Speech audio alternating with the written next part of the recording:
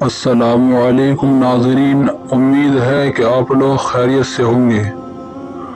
آج کی اس ویڈیو میں ہم آپ لوگوں کے سامنے قوم بنی اسرائیل کے ایک واقعے کو لے کر آئے ہیں جس کا تذکرہ قرآن کریم میں موجود ہے۔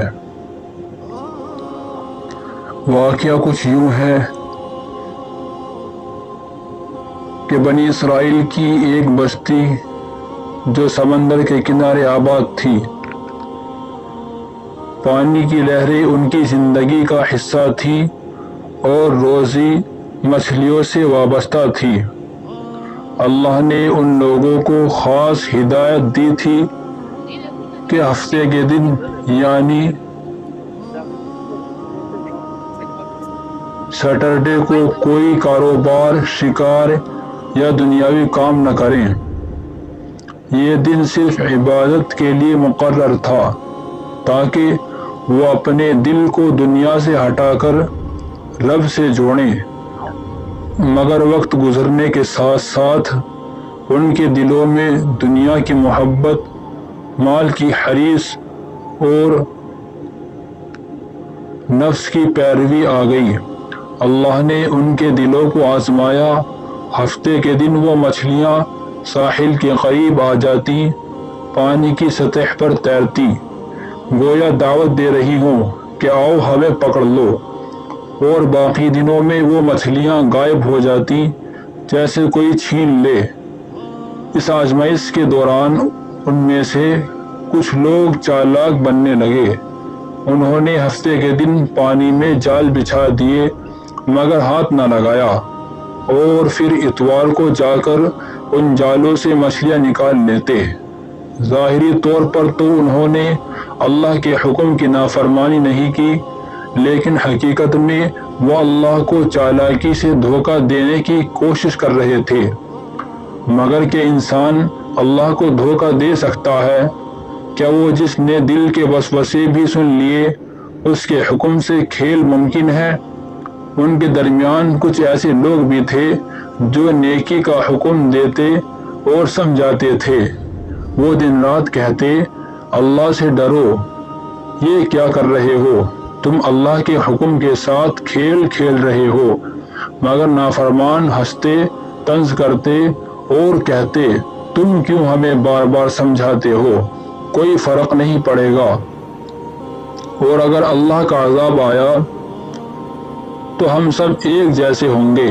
مگر وہ نیک لوگ جواب دیتے، ہم تو اللہ کے سامنے عذر پیش کر رہے ہیں تاکہ کل ہم کہہ سکیں ہم نے اپنی قوم کو روکا تھا اور شاید وہ باز آ جائیں۔ ان میں ایک تیسرا گروہ بھی تھا جو نافرمان تو نہیں تھا لیکن نیکی کا حکم نہیں دیتے تھے، بس خاموش تماشائی تھے۔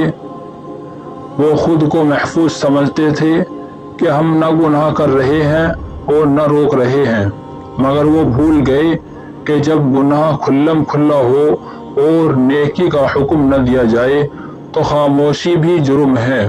پھر ایک دن وہ آیا کہ ایک ایسا دن جو کبھی نہ بھولا جا سکا، جب اللہ کا عذاب اترا، آسمان ساکت ہو گیا، ہوا خاموش ہو گئی اور اس بستی پر ایک عجیب و غریب خوف چھا گیا۔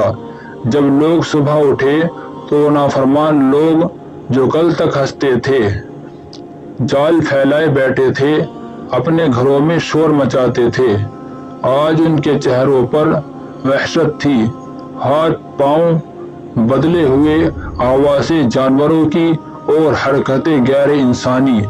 اللہ نے فرمایا، کونوا قردۃ خاسئین، کہ ذلیل بندر بن جاؤ، اور وہ بندر بن گئے۔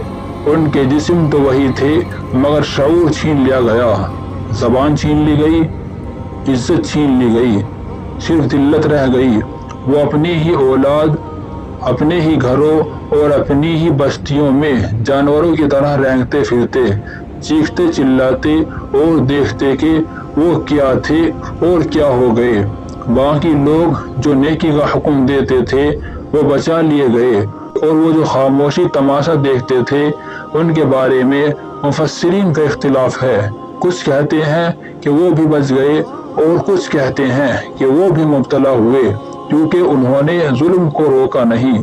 یہ کہانی صرف بنی اسرائیل کی نہیں، یہ ہر اس امت کے لیے ہے جو اللہ کے حکم کو مذاق سمجھتی ہے، چالاکی دکھاتی ہے یا خاموشی سے سب کچھ دیکھتی ہے۔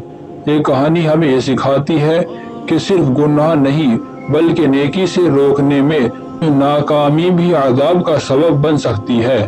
اللہ کا دین صرف عبادت کا نام نہیں بلکہ حق کے ساتھ کھڑے ہونے اور برائی کے خلاف آواز بلند کرنے کا نام بھی ہے۔ اگر آج ہم گناہ کو عام ہوتے دیکھ کر بھی خاموش ہیں تو یاد رکھیں کہ ہمارا انجام بھی اصحاب السبت کی طرح ہو سکتا ہے۔